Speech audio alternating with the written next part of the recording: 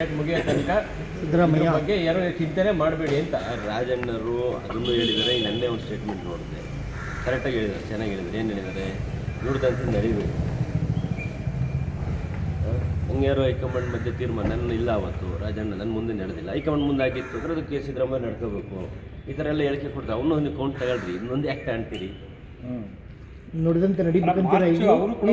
Deadline ಅವರು ಕೊಟ್ಟಿದ್ರೆ ಅಲ್ಲಿವರೆಗೂ ಮಾತಾಡಲೇಬೇಡಿ ಅಂತ ಹೇಳ್ತಿದ್ರಲ್ಲ ಎಲ್ರಿಗೂ. ರಾಜಣ್ಣ ಹೇಳ್ತಾರೆ ಎಲ್ರಿಗೂ ಮಾತಾಡಬೇಡಿ, ನಾಯಕರಿಗೆ ಕೊಟ್ಟಾರೆ ಆದರೂ ಕೂಡ ಮಾರ್ಚ್ 31 ಮೇಲೆ ಅನ್ನೋ ಥರದಲ್ಲಿ ಇದೆ ಅವ್ರ ಮಾತು. ಹೇಳಂದಲ್ಲ, ರಾಜಣ್ಣರು ಹೈಕಮಾಂಡ್ ಅಲ್ಲ, ರಾಯರೆಡ್ಡರು ಹೈಕಮಾಂಡ್ ಅಲ್ಲ, ಶಿವಗಂಗನ ಹೈಕಮಾಂಡ್ ಅಲ್ಲ. ಹೈಕಮಾಂಡ್ ಡೆಲ್ಲಿಲಿದೆ. ಅವ್ರು ಏನು ತೀರ್ಮಾನ ತಗೊಂತಾರೆ 33ವರೆಗೂ ಇವರೇ ಅಂತ ತೀರ್ಮಾನ ತಗೊಂಡು ನಾವು ಏನು ಮಾತು ಕೊಟ್ಟಿದ್ರು ಗೊತ್ತಿಲ್ಲ. ಒಟ್ಟು ಮಾತು ನಡ್ಕೋಬೇಕು ಅಂದ್ರೆ ನಮ್ಮ ಪ್ರಕಾರ ಚುನಾವಣೆಯಲ್ಲಿ 5 ಪ್ರಣಾಳಿಕೆ ಅಂತ ಹೇಳಿದ್ದೀನಿ ಆಲ್ರೆಡಿ. ಒಟ್ಟು ಮಾತನ್ನ ನಡ್ಕೊಂಡಿಲ್ಲ. ಒಟ್ಟು ಮಾತು ನಡ್ಕೊಳ್ಳೋದ್ರಲ್ಲಿ ಅವರು ಯಾವತ್ತು ನಡೆದಂತೆ ನುಡಿದಂತೆ ನಡೆಯ ಮಾತಾಡಬೇಕು, ರಾಜಣ್ಣ ಮಾತಾಡಬೇಕು, ರಾಯರೆಡ್ಡಿ ಮಾತಾಡೋ ಎಲ್ಲ ಗೊಂದಲಗಳಿಗೂ ನಿಮ್ಮ ಹೈಕಮಾಂಡೇ ಕಾರಣ. ಬೆಳಗಾವಿ ಅಧಿವೇಶನ ಆದ್ಮೇಲೆ ಕರೀತಾರೆ ಅನ್ನೋ ಒಂದು ನಿರೀಕ್ಷೆ ಇತ್ತು, ಆಗ್ಲಿಲ್ಲ. ಇಲ್ಲಿ ತನಕ ಅವ್ರು ಕರೀದೇ ಇರೋದಕ್ಕೆ ಈ ಗೊಂದಲಗಳು ಇನ್ನೂ ಜಾಸ್ತಿ ಆಗ್ತಾ ಇದ್ದಾರೆ. ಸಹ ಕರಿತೀವಿ ಅಂತ ಹೋಗ್ಲಿಕ್ಕೆಲ್ಲ ಅವ್ರು ಹೇಳಿದ್ದಾರೆ. ಹೈಕಮಾಂಡ್ ಕರೀತಾರೆ, ಯಾವಾಗ ಕರ್ಕೊಂಡು ಏನಾದ್ರು ಇರ್ಬೋದು. ಮುಖ್ಯ ಸಂಘಟನೆ ವಿಚಾರಗಳಿದೆ, ನರೇಗಾದ ಒಂದು ಸಮಸ್ಯೆ ಆಗ್ತಾ ಇದೆ. ನರೇಗಾ ಅವನ್ನೆಲ್ಲದ್ರ ಬಗ್ಗೆ ಕರಿಬೋದು, ಅಥವಾ ಇದೇ ವಿಷಯಕ್ಕೆ ಕರಿಬೋದು. ನಿಮ್ಗೇನು ಮನಸ್ಸಿದೆಯಲ್ಲ ಆ ವಿಷಯಕ್ಕೆ ಕರೆದು ಮಾತಾಡಲಿ ಅಂತೀರಾ ಸರ್? ಕರೆದು ಮಾತಾಡಲಿ, ಸ್ಪಷ್ಟತೆ ಕೊಡಲಿ ಅಂತ ಹೇಳ್ತೀರಾ? ಆ ಥರ ಏನಾದ್ರು ಇತ್ತು ಅಂದ್ರೆ ಕರೀತಾರೆ. ಮತ್ತೆ ಕರೀಲೇಬೇಕಲ್ಲ. ಏನಾದ್ರು ಒಪ್ಪಂದಗಳಿತ್ತು, ಬದಲಾವಣೆ ಇತ್ತು, ಅಥವಾ ಇನ್ನೊಂದು ಏನಾದ್ರು ಇತ್ತು ಅಂದ್ರೆ ಹೈಕಮಾಂಡ್ ಕರೀತಾರೆ, ಸಹಜ ಅದು. ಕರೆದು ಮಾತಾಡಿ ಒಂದು ಸ್ಪಷ್ಟತೆ ಕೊಡಲಿ ಅಂತ ಕೇಳ್ತೀರಾ ನೀವು? ಈಗ ತುಂಬ ಕಾನ್ಫಿಡೆನ್ಸ್ ಇದೆಯಾ ಸಂಕ್ರಾಂತಿ ನಂತರ ತಮ್ಮ ನಾಯಕರು ಆಗ್ತಾರೆ ಅನ್ನೋ ವಿಶ್ವಾಸ ಇದೆಯಾ? ಈಗ ಮುಖ್ಯಮಂತ್ರಿ ಕುರ್ಚಿ ಖಾಲಿ ಅಂತ ಪಡೆಯುತ್ತಾರೆ. ನಾವು ಮಾಧ್ಯಮದವರು ಹೇಳಿದ್ರಲ್ಲಿ ರಾಯರೆಡ್ಡಿ ಅವರು ಮುಖ್ಯಮಂತ್ರಿ ವಿಷಯ ಮಾತಾಡೋದು ಕ್ವಶನ್ ಕೇಳ್ತಾರೆ. ಅದಕ್ಕೆ ಅಷ್ಟೇ ರಿಪ್ಲೈ ಕೊಡ್ತೀನಿ. ಮುಖ್ಯಮಂತ್ರಿ ವಿಷಯ ಮಾತಾಡಿಲ್ಲ, ಸಮಯ ಬರಲಿಲ್ಲ.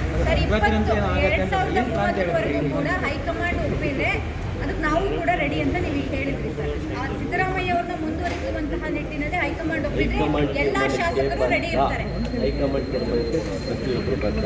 ಸರ್, ಇಕ್ಬಾಲ್ ಹುಸೇನ್ 6ನೇ ತಾರೀಕು 9ನೇ ತಾರೀಕು ಅಂತ ಡೇಟ್ ಕೊಟ್ಟಿದ್ರು. ಇವತ್ತು 9. ಈಗಾಗಲೇ ನೀವು ಸಂಕ್ರಾಂತಿ ಅಂತ ಹೇಳ್ತೀರಾ, ಬರೀ ಮುಂದುವರ್ಕೊಂಡು ಹೋಗ್ತಾ ಇದೆಯಾ?